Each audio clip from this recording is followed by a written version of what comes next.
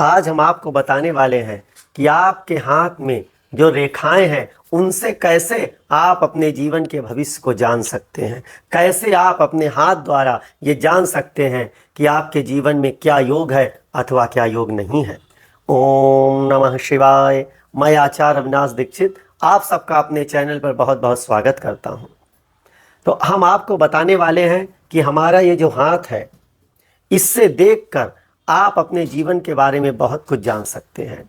जैसे कि आपको अगर अपना स्वास्थ्य जानना है कि मेरे जीवन का स्वास्थ्य कैसा रहेगा, हम स्वस्थ रहेंगे अथवा नहीं रहेंगे, अथवा हमें कोई बीमारी घेर कर रहेगी, तो उसके लिए आप अपने हाथ की जीवन रेखा जो बृहस्पति पर्वत के नीचे से प्रारंभ होकर मणिबंध तक जाती है, इस जीवन रेखा का अध्ययन करें।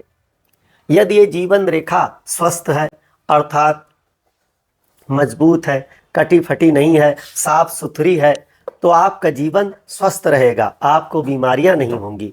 किंतु इसके विपरीत यदि यह जीवन रेखा कहीं कटी फटी है, बीच में इसमें जंजीर बनी हुई है, या जौ ऐसे बने हुए हैं, या जुड़ी ऐसी हुई है, या गोल गोल ऐसे रिंग ऐसे बने हुए हैं, तो आप जीवन में बीमार रहेंगे, आपका स्वास्थ्य प्रतिकूल रहेगा। और यदि ये जीवन रेखा टूट टूट कर चल रही है, चली फिर टूटी, फिर आगे बढ़ी फिर टूटी, तो आपकी मृत्यु का भी संकेत हो सकता है। तो जीवन रेखा से हम अपने भविष्य को जान सकते हैं। यदि किसी के मन में यह प्रश्न होगा मेरा विवाह होगा कि नहीं, मेरा विवाह कब होगा, मेरे विवाह होने की संभावनाएं हैं अथवा नहीं है, या हमारा विवाह कैसा होगा, प्रेम विवाह होगा या व्यवस्था विवाह होगा, तो उसके लिए आप क्या करें, बुद्ध पर्वत को लें। बुद्ध पर्वत के नीचे जो रेखा होती है वो विवाह रेखा कहलाती है।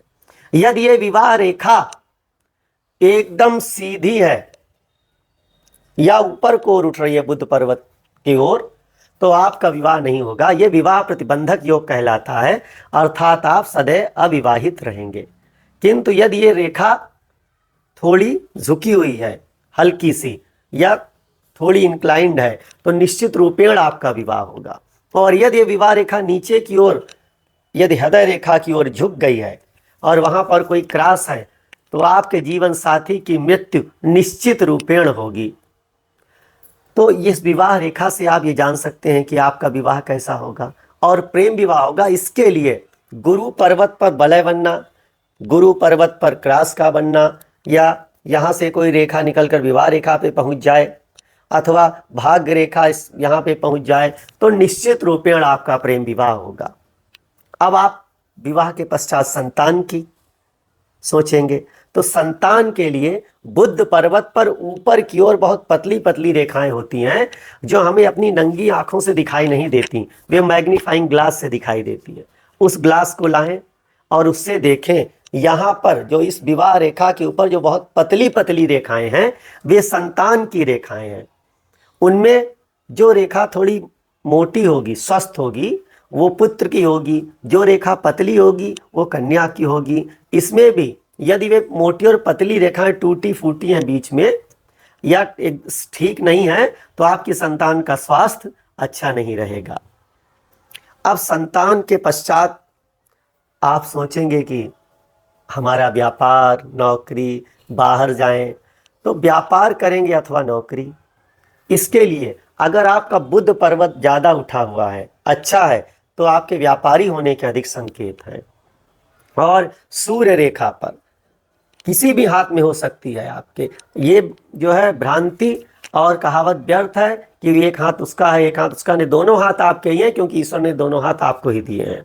तो जो योग दाएं में नहीं है वो बाएं में फलित होगा, जो बाएं में नहीं है वो दाएं में फलित होगा। तो अगर सूर्य रेखा आपकी यहाँ से जा रही है ऊपर की ओर, स्वस्थ और अच्छी रेखा है, तो आप व्यापारी बनेंगे। जितनी सूर्य रेखाएं होंगी उतने आपके आय के स्रोत होंगे। और यदि आपके मणिबंध पर नीचे 3 या 4 रेखाएं हैं, शुक्र पर्वत अच्छा है, सूर्य रेखा भी अच्छी है, गुरु पर्वत पर भी क्रॉस है, अर्थात आपके विदेश में बसने की संभावनाएं अधिक हो जाती हैं। आपके जीवन में राजयोग फलित होगा, आपके जीवन में राजयोग निश्चित रूपेण आएगा। अब कई स्त्रियों का ये प्रश्न होता है, कन्याओं का, कि हमारा पति कैसा होगा। तो पति के लिए क्या करें, बृहस्पति को देखें, क्योंकि स्त्री के लिए गुरु ही पति कारक होता है। अगर बृहस्पति पर्वत पर कोई बलय है स्त्री के हाथ में, ग्रास है, गुरु पर्वत अच्छा है, उठा हुआ है, तो उसका पति उसे अच्छा मिलेगा, प्रेम करने वाला मिलेगा। और पुत्र अथवा पुत्री की जिनको कामना है, वे लोग, जैसा कि आपको बताया कि बुध पर्वत पर विवाह रेखा के ऊपर जो रेखाएं हैं उन्हें देखें, मोटी रेखा है तो पुत्र, पतली रेखा है तो पुत्री की होगी। और यदि वहाँ पर रेखाएं टूटी फूटी हैं या हैं ही नहीं या बहुत छोटी हैं तो निसंतान योग होगा। तो इस प्रकार से आप अपने हाथ को देखकर अपने जीवन के अनेक योगों को जान सकते हैं, जीवन की समस्याओं को जान सकते हैं और उनका समाधान कर सकते हैं। यदि समस्या है तो उसका समाधान भी है। आपके हाथ में यदि ऐसा योग है, उसका निवारण चाहते हैं तो परेशान न हो, आपका निवारण निश्चित रूप से किया जाएगा। आप संस्थान में फ़ोन करेंगे, हस्तलिखित अपनी जनपत्रिका बनवाएंगे तो आपके घर तक जनपत्रिका भेज दी जाएगी। उसके बाद यदि आप अनुष्ठान कराएंगे उसके दोषों का तो आपका अनुष्ठान किया जाएगा और आपका जीवन निश्चित रूप से बदल जाएगा। भगवान चंद्रमौली शंकर कुछ भी कर सकते हैं, भावी मेट सकई त्रिपुरारी। जिसकी कुंडली में संतान योग नहीं है उसके भी संतान हो जाएगी, जिसकी कुंडली में विवाह योग नहीं है उसका भी विवाह हम करा कर मानेंगे। बस आवश्यकता है श्रद्धा और विश्वास करने की और संस्थान में फोन करने की। तो चैनल को सब्सक्राइब करें।